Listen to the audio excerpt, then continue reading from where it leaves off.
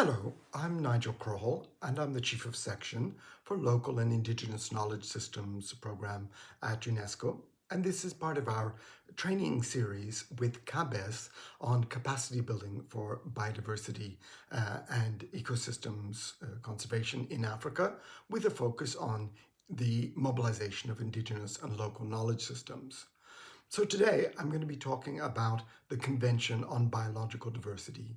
It's the main international binding instrument that shapes how governments and other actors work towards the conservation of life on the planet.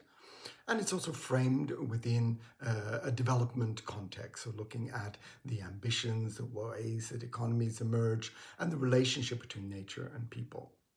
So the Convention on Biological Diversity is a treaty. So it's a treaty between UN member states who are parties to this treaty. And it was developed in 1992 in an important UN conference, the UN Conference on Environment and Development, that took place in Rio de Janeiro in Brazil. Partly because it took place in Rio and in the south, it brought a focus on sustainable development, on the ambitions of developing countries to achieve a good quality of life, and at the same time recognizing that developmental models, particularly the way industrialization had emerged, had done a lot of damage to the natural environment, and that somehow there needed to be some kind of checks and balances or sort of a more holistic or integrated approach to trying to achieve economic growth and at the same time sustain the quality of nature. The three instruments that were agreed under Rio are the Convention on Biological Diversity, the UN Framework Convention on Climate Change, and the UN Convention to Combat Desertification. Because the event took place in Brazil, there was a substantial participation by indigenous peoples as well as other non-state actors.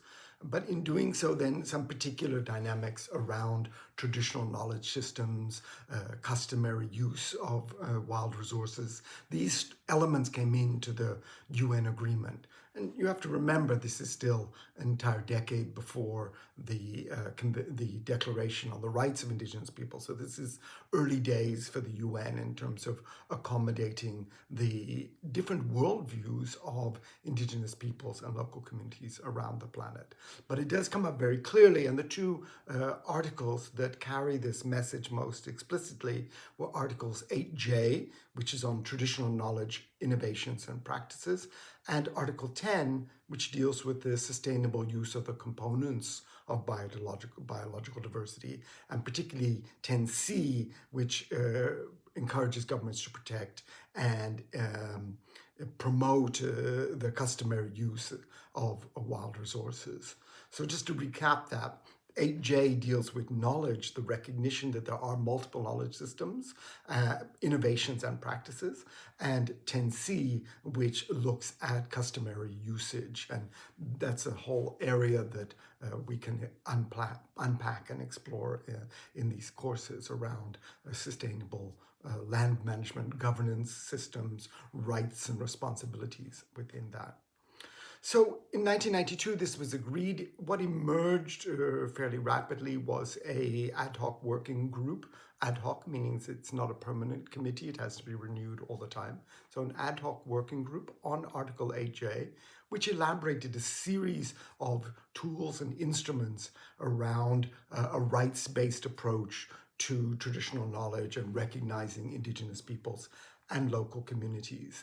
A lot of attention to issues of the rights of the communities relative to their resources, but also the rights of communities to participate as knowledge holders in the process around the conservation of biodiversity. There were a series of supportive documents that came out of that, including a very important document, the Addis Ababa Principles and Guidelines on the Sustainable Use of Biodiversity. Eventually, over time, this idea that indigenous peoples were going to be part of the conversation, part of the decision-making, bringing ideas from grassroots level into the UN system emerged and really stabilized within the CBD process. And that's been a very creative and helpful process, and then shaped other processes such as IPBES and the IPCC and evolutions in the Framework Convention on Climate Change. Recently, in the emergence of how these instruments work, the parties to the convention spent several years, partly delayed by the pandemic, negotiating a new timeline framework for implementation. So one of the major instruments for implementation was a 10-year period that was negotiated in Nagoya, Japan, in the prefectural district of Aichi, and that set what was called the Aichi targets. And the Aichi targets included elements around indigenous knowledge. However, most countries didn't meet those targets during that period, and there had to be a major reformulation and rethinking. But during this period, there's also been an emergence of understanding about how community governance levels and knowledge of grassroots was actually a very key element in the sustaining of biodiversity. So you can imagine perhaps that I sometimes use the image that governance systems work like a series of those Russian dolls where you have different wooden dolls inside each other. So there's a scaling of the governance and management of biodiversity. And the fundamental scale is the local users. And those can be indigenous peoples, they can be local communities, or as explored by Eleanor Ostrom and her school of work on commons and shared resources. It can go to anybody. It can be contemporary groups who work on water management. But it's wherever the users have emerged as a legal or organic network to manage the resources sustainably, that becomes a paradigm for successful long-term conservation of resources. And that's been understood, I think, at a larger scale. Particularly it was emphasized in the 2019 IPBES global assessment, where it unpacked this issue of scaling between different levels of governance and responsibility. So in the preparations for the conference, it was due to take place in Kunming in China. Due to the context of the pandemic, in the end, the conference had to take place in Montreal, Canada, the headquarters of the CBD. And so the instrument that emerged from that is called the Kunming Montreal Global Biodiversity Framework, or kind of an acronym, because we love acronyms. We love acronyms at the UN. So it's sometimes referred to as the KMGBF, or just the GBF. So the GBF was negotiated over several years by the parties with substantial input by different non-state actors.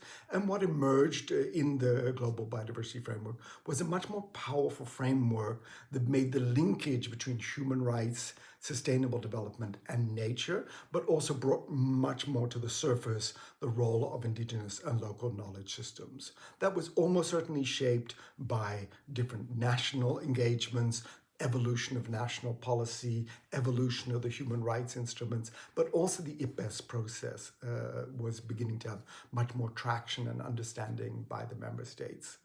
So within the Kunming Montreal Global Biodiversity Framework, there's a stronger commitment to the rights-based approach and this inclusive approach to conservation.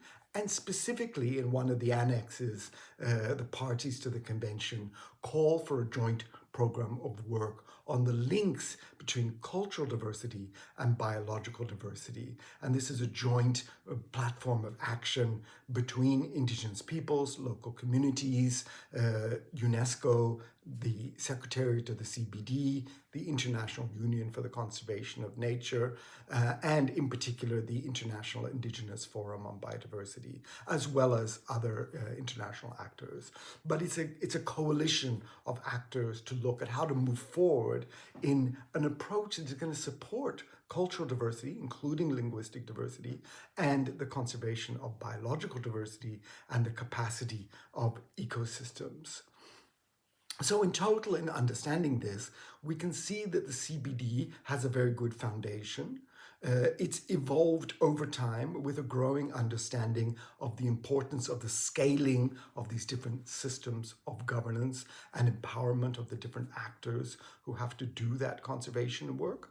It's an attempt to have a rapprochement, a sort of a resolving of some of the tensions between extractive industries as an economic strategy, professional conservation, which has sometimes supported Indigenous and local governance system, but sometimes has been in conflict with that. And then this very active advocacy group bringing in the experience from grassroots level of what it is like to sustain nature and to have multiple knowledge systems, multiple value systems in relation to the conservation of nature.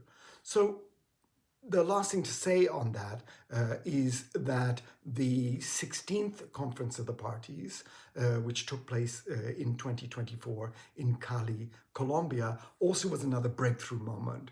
So there, what was the ad hoc working group on Article 8J dealing with traditional knowledge, innovations and practices became formalized as part of the convention. So it showed a lot of understanding and goodwill by the parties that they had to commit resources to the process of including Indigenous peoples and local communities as knowledge holders, as experts, as partners in the implementation of the global biodiversity framework.